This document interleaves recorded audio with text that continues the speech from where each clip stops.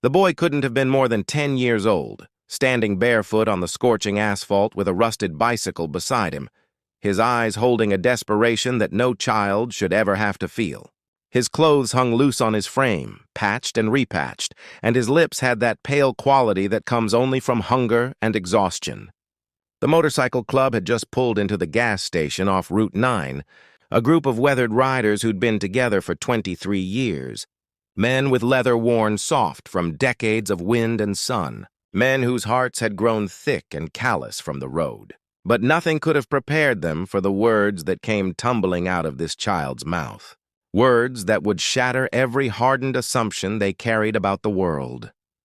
If you believe in the power of kindness and second chances, please like this video, leave a comment sharing your thoughts, and subscribe to our channel. Stories like this remind us why compassion matters. Let's build a community that cares.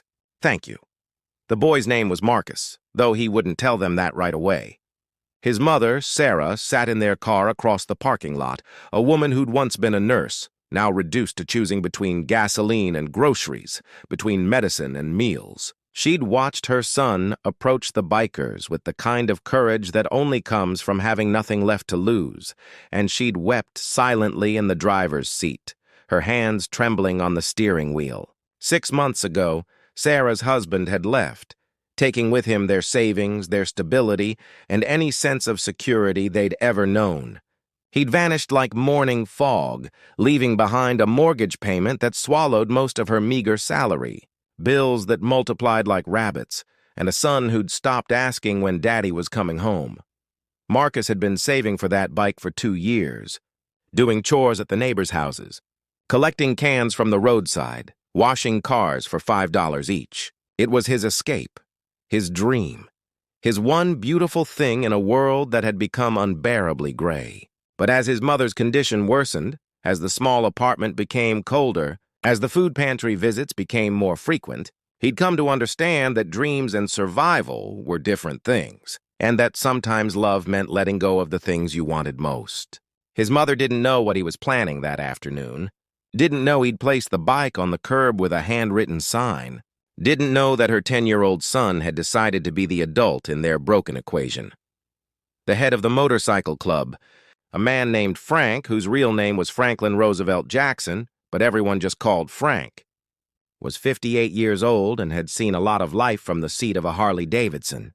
He had 3 ex-wives, 4 kids he wasn't exactly close to, and a reputation as a hard man who didn't bend for anybody. But something about the way this boy's voice shook, something about the trembling in his small hands, something about the absolute honesty in those young eyes, made Frank feel something he hadn't felt in decades, the raw, inconvenient pain of empathy. The other bikers gathered around, tough men with tattoos and scars, listening to Marcus explain with remarkable composure that his mother hadn't eaten in 2 days, that she was giving him her portion at dinner, that he'd been trying to do the same, but his stomach had started hurting all the time, and that the bike was the only valuable thing he had. Frank didn't ask questions that day. He simply reached into his jacket pocket, pulled out a stack of bills, and pressed them into Marcus's small hand.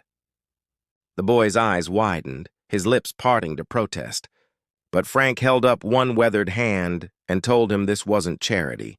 This was an investment in his future, and that the kid was going to work it off by helping at the shop every Saturday for the next year.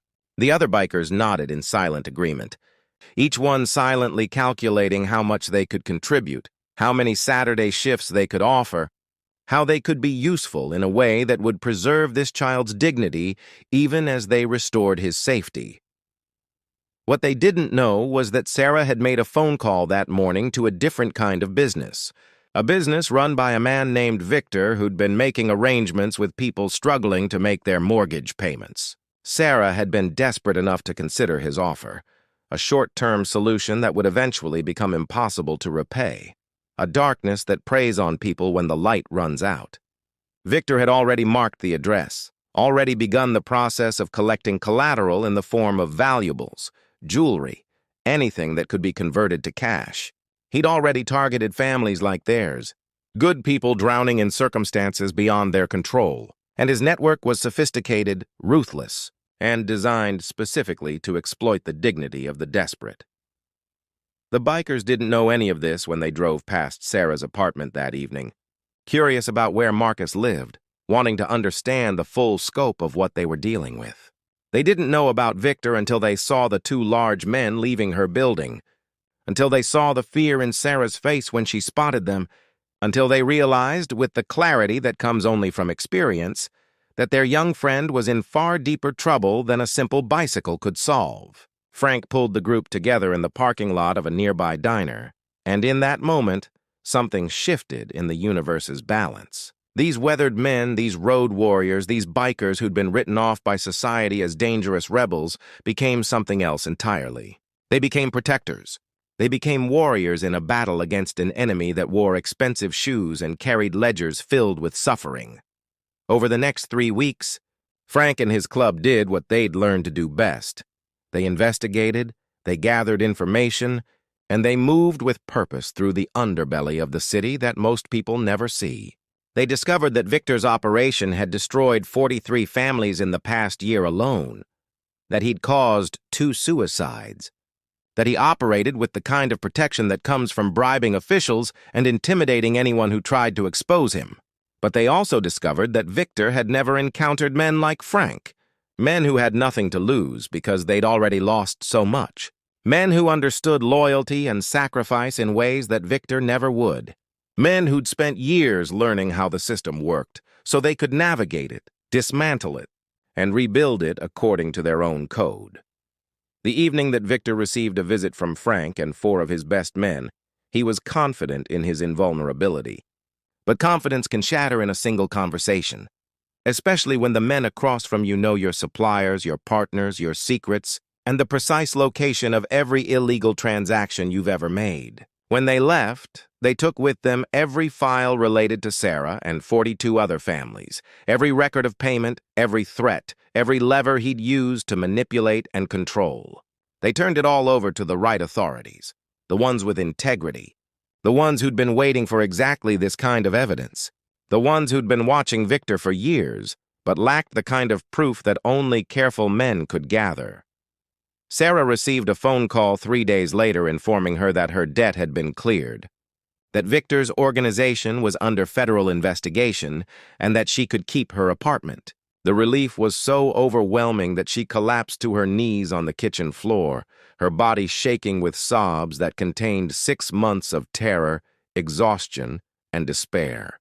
Marcus found her there and held her as best a 10-year-old could, and in that moment, he learned that sometimes salvation doesn't arrive on a white horse, but rather on the rumble of Harley engines, carried by men that most people would have crossed the street to avoid. A year later, Marcus worked every Saturday at Frank's motorcycle shop, learning the trade, learning how to fix engines and restore dignity in equal measure. Sarah returned to nursing, picked up extra shifts, and slowly rebuilt the financial foundation of their lives. But more than that, they became part of a community that had chosen them, protected them, and shown them that hardship doesn't have to define your future, and that sometimes the most dangerous-looking people carry the biggest hearts. Frank watched the boy grow, watched him transform from a desperate kid willing to sell his only treasure into a young man with genuine hope, and realized that this was what redemption looked like from the other side, not for himself, but for someone who needed it desperately. If this story touched your heart, if it moved you to remember that kindness still exists in unexpected places, please engage with this video. Like it, comment with your thoughts about the power of community and compassion, and share it with someone who needs to remember that they're not alone in their struggles. We love reading your comments and hearing how stories like this inspire you. As Marcus turned 11, then 12, then 13, he never forgot the day he stood on the asphalt with his bicycle, desperate and hopeless. But he also learned that the story doesn't end with desperation. Sometimes it transforms into something beautiful, something real, something that reminds us all why we keep going. The motorcycle club had taught him the most valuable lesson of all, that the people society judges most harshly are often the ones capable of the most extraordinary kindness. Please leave a comment below and tell us, what does real community mean to you? How have unexpected people changed your life? We'd love to hear your stories. Through everything they'd endured, through every dark moment and sleepless night. Sarah and Marcus had learned that rock bottom isn't the end of the story. It's often just the beginning of a different one. One where ordinary people do extraordinary things, and where hope isn't something you find on a sunny day, but something strangers press into your hands when you need it most.